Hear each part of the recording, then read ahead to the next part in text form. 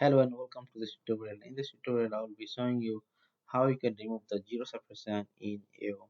If you are executing a BW query in AO and if the zero suppression is applied, so how you can remove it while executing in AO.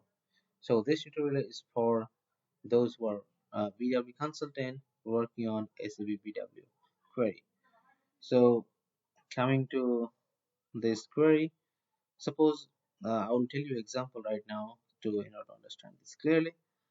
So if I come into this Excel, suppose you have a some set of data where the total is 0, and here suppose you have category like 3 material, and material I'm just telling is M1, M2, and M3. So here suppose the data seems like this, -10 and -10. So here total is actually 0 for this set of data, but your individual level it has a value. But this particular set of data will not be shown into the report if your zero suppression is enabled like this.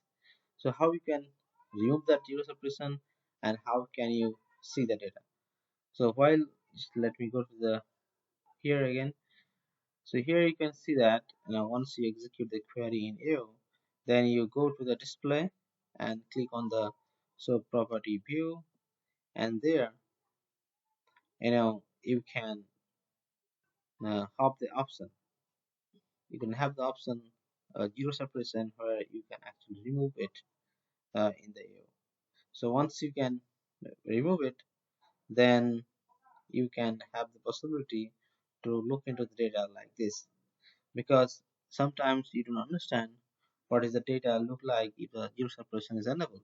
So if you want to look into the deeper level, like how the material, how the category has been distributed, in that case you should remove the zero suppression and you can see the data, how data in the individual level.